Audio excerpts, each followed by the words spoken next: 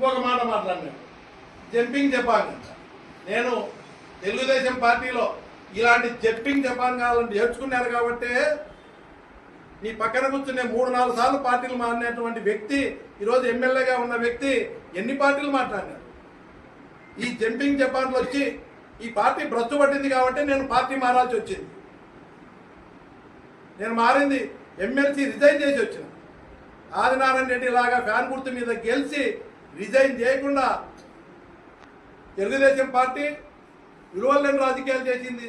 Fan గుర్తు మీద గెలిచిన ఆ వ్యక్తికి క్యాబినెట్లో మంత్రి పదవి ఇచ్చినారంటే మీ పార్టీ ఆ రోజు పార్టీ ఎన్టీ రామారావు గారు పెట్టినటువంటి ఉన్నతమైన ఆశయాలతో పెట్టిన పార్టీ ఏ స్థాయికి దిగదార్చారో ఈ ఆదినారాయణ రెడ్డి ఫ్యాన్ గుర్తు మీద గెలిచి పార్టీలోకి చేరుతామంటే రిజైన్ చేసి రమ్మనాల ధైర్యం ఉంటే, రిజైన్ చేయకుండా ఫ్యాన్ గుర్తు మీద గెలిచిన వ్యక్తినే తీసుకొని ఆ ఫ్యాన్ గుర్తు మీద వ్యక్తినే వైఎస్ఆర్ పార్టీ మీద గెలిచిన వ్యక్తినే క్యాబినెట్లోకి ఎట్లా తీసుకుంటారు?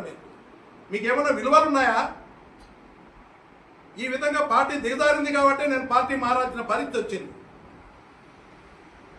నేనేది నాకున్న 4 సంవత్సరాలు ఎమ్మెల్సీ ఉంటే రిజైన్ చేసి వచ్చిన. ఎమ్మెల్సీకి రిజైన్ చేసి వచ్చిన 4.5 సంవత్సరం ఉంటే మీరు ఇచ్చిన MLC. Telugu Desam party NT Rama Rao అంటే మా కుటుంబానికి కూడా పూర్తి గౌరవం ఉంది.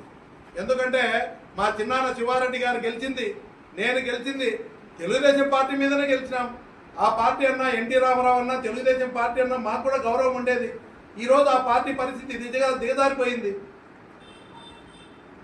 ఆ రోజు ఎన్టీ రామారావు గారు ఉన్నటువంటి విలువలు లేవు. ఇప్పుడు విలువలు ఉన్నట్టు రాజకీయాలు చేయట్లేదు కాబట్టి నేను కూడా బయటికి రావాల్సి వచ్చింది. అంతే తప్ప జంపింగ్ జపాన్లు మేము లీగల్ నోటీస్ ఇచ్చాము. అరే రైతులకు న్యాయం. ప్రతి ఒక్కరూ తప్పనిసరిగా యూట్యూబ్లోకి వెళ్ళి కడప వార్తను లైక్ చేయండి, సబ్స్క్రైబ్ చేయండి. ఇట్లు మీ జి రమణయ్య, ఎడిటర్, కడప వార్త.